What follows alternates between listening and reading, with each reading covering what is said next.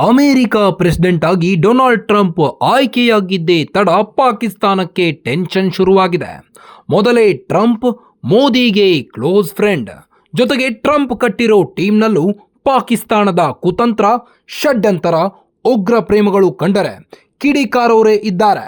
ಇದು ಪಾಕಿಸ್ತಾನದ ನಿದ್ದೆಗೆಡಿಸಿಬಿಟ್ಟಿದೆ.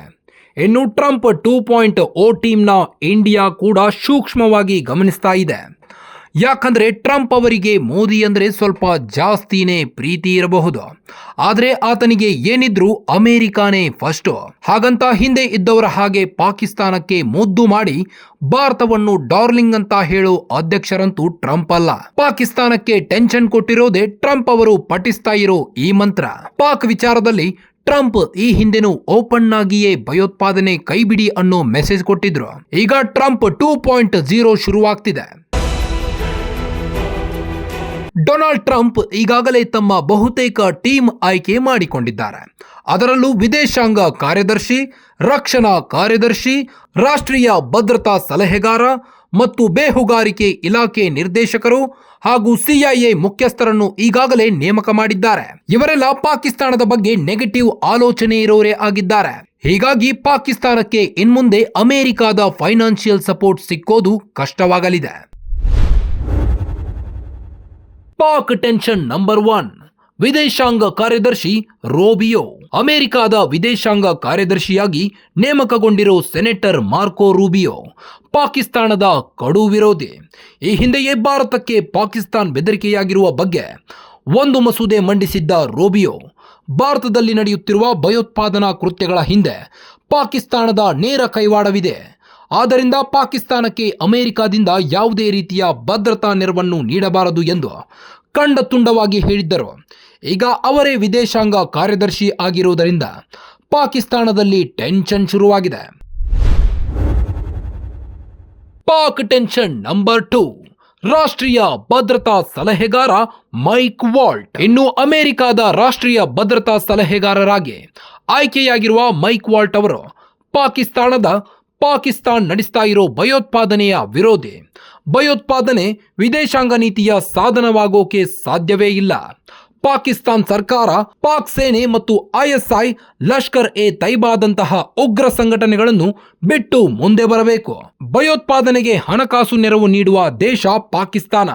ಆ ದೇಶವನ್ನ ಗಡಿಯಾಚೆಗಿನ ಭಯೋತ್ಪಾದನೆಗೆ ಹೊಣೆಗಾರರನ್ನಾಗಿ ಮಾಡಬೇಕು. ಇಲ್ಲದೆ ಇದ್ದರೆ ಭಯೋತ್ಪಾದನೆ ನಿಯಂತ್ರಣ ಹೇರೋದು ಅಸಾಧ್ಯ ಎಂದು ಬಹಿರಂಗವಾಗಿಯೇ ಹೇಳಿದ್ದ ವ್ಯಕ್ತಿ ಈಗ ಅದೇ ವಾಲ್ಟ್ ಅಮೆರಿಕದ ರಾಷ್ಟ್ರೀಯ ಭದ್ರತಾ ಸಲಹೆಗಾರರಾಗಿದ್ದಾರೆ. ಪಾಕ್ ಟೆನ್ಷನ್ ನಂಬರ್ 3, ಬೇಹುಗಾರಿಕಾ ಇಲಾಖೆ ನಿರ್ದೇಶಕಿ ತುಳಸಿ ಗಬ್ಬಾರ್ಡ್. ಟ್ರಂಪ್ ಆಡಳಿತದಲ್ಲಿ ಅಮೆರಿಕದ ಬೇಹುಗಾರಿಕೆ ಇಲಾಖೆ ನಿರ್ದೇಶಕರಾಗಿ ತುಳಸಿ ಗಬ್ಬಾರ್ಡ್ ಬಂದು ಕೂತ್ಕೋತಿದ್ದಾರೆ. ಗಬ್ಬಾರ್ಡ್ ಕೂಡ ಪಾಕಿಸ್ತಾನ ಅಂದರೆ ಕಣ್ಣು ಕೆಂಪಗೆ ಮಾಡಿಕೊಳ್ತಾರೆ. 2019ರ ಪುಲ್ವಾಮಾ ದಾಳಿ ಬಳಿಕ ಪಾಕಿಸ್ತಾನದ ವಿರುದ್ಧ ಭಾರತ ಸರ್ಜಿಕಲ್ ಸ್ಟ್ರೈಕ್ ನಡೆಸಿದ್ದನ್ನ ಸಮರ್ಥಿಸಿಕೊಂಡಿದ್ದವರು ತುಳಸಿ ಗಬ್ಬಾರ್ಡ್. ಅಲ್ ಖೈದಾ ಮುಖ್ಯಸ್ಥ ಒಸಾಮಾ ಬಿನ್ ಲಾಡೆನ್ಗೆ ಆಶ್ರಯ ಕೊಟ್ಟಿದ್ದಕ್ಕೆ ಪಾಕಿಸ್ತಾನದ ವಿರುದ್ಧ ಕಟುವಾಗಿ ತುಳಸಿ ಟೀಕಿಸಿದ್ದರು. ಈಗ ಅವರು ಅಮೆರಿಕದ ಬೇಹುಗಾರಿಕೆ ಇಲಾಖೆಯ ನಿರ್ದೇಶಕರಾಗ್ತಿದ್ದಾರೆ. ಅಲ್ಲದೆ ತುಳಸಿ ಗಬ್ಬಾರ್ಡ್ ಅವರಿಗೆ ಇಡೀ ದಕ್ಷಿಣ ಏಷ್ಯಾದ ಟೆರರ್ ಪಾಲಿಟಿಕ್ಸ್ನ ಸಂಪೂರ್ಣ ಪರಿಚಯ ಇದೆ. ಜೊತೆಗೆ ಎಲ್ಲಕ್ಕಿಂತ ಹೆಚ್ಚಾಗಿ ತುಳಸಿ ಗಬ್ಬಾರ್ಡ್ ಹಿಂದೂ ಧರ್ಮ ಹಾಗೂ ಭಗವದ್ಗೀತೆಯನ್ನು ಪಾಲಿಸ್ತಾರೆ. ಇದೆಲ್ಲವೂ ಪಾಕಿಸ್ತಾನಕ್ಕೆ ಟೆನ್ಷನ್ ಕೊಡ್ತಿದೆ.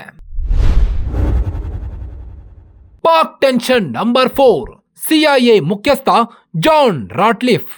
ಈ ವ್ಯಕ್ತಿ ಕೂಡ ಪಾಕಿಸ್ತಾನ್ ಚೀನಾ ಮೇಲೆ ತಮ್ಮ ಹದ್ದಿನ ಕಣ್ಣಿಟ್ಟಿದ್ದಾರೆ. ಇವರು ಕೂಡ ಪಾಕಿಸ್ತಾನ್ ಹಾಗೂ ಅದರ ನೀತಿಗಳ ಕಡು ವಿರೋಧಿ. ಡೊನಾಲ್ಡ್ ಟ್ರಂಪ್ ಅವರ ಕ್ಯಾಬಿನೆಟ್ ಹಂತ ಹಂತವಾಗಿ ರಚನೆಯಾಗ್ತಿದೆ. ಪ್ರತಿ ಸಲ ಅಮೆರಿಕದ ಕ್ಯಾಬಿನೆಟ್ನಲ್ಲಿ ಪಾಕ್ ಪ್ರೇಮಿಗಳಿಗೆ ಚಾನ್ಸ್ ಸಿಗ್ತಾ ಇತ್ತು. ಈ ಬಾರಿ ಹಾಗಾಗಿಲ್ಲ. ಅಲ್ಲದೆ ಭಯೋತ್ಪಾದನೆ ವಿರುದ್ಧ ಪಾಕಿಸ್ತಾನ ಕ್ರಮ ಕೈಗೊಳ್ಳಬೇಕು, ಬಹಿರಂಗವಾಗಿ ಮಾತನಾಡಬೇಕು ಅಂತಿರೋ ಅಮೆರಿಕ ಪಾಕ್ ಪ್ರಧಾನಿ ಶಹಬಾಜ್ ಶರೀಫ್ ಅವರಿಗೆ ಈಗಾಗಲೇ ಒಂದು ಮೆಸೇಜ್ ಕೊಟ್ಟಿದೆ.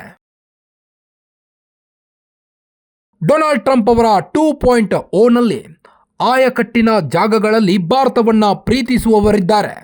ಅದೇ ವೇಳೆ ಪಾಕಿಸ್ತಾನವನ್ನ ಆ ದೇಶ ನಡೆಸ್ತಾ ಇರೋ ಭಯೋತ್ಪಾದನೆಯನ್ನ ದ್ವೇಷ ಮಾಡೋರು ಇದ್ದಾರೆ. ಸದ್ಯಕ್ಕೇನು ನಡೀತಾ ಇರೋ ಎಲ್ಲ ಬೆಳವಣಿಗೆಗಳು ಭಾರತಕ್ಕೆ ಪೂರಕವಾಗಿಯೇ ಇವೆ. ಇದೆಲ್ಲದರ ಲಾಭ ಹೇಗಿರುತ್ತೆ ಅನ್ನೋದನ್ನ ಕಾದು ನೋಡಬೇಕಾಗಿದೆ. ಗ್ಯಾರಂಟಿ ನ್ಯೂಸ್, ಸುದ್ದಿ ಖಚಿತ, ನ್ಯಾಯ ನಿಶ್ಚಿತ.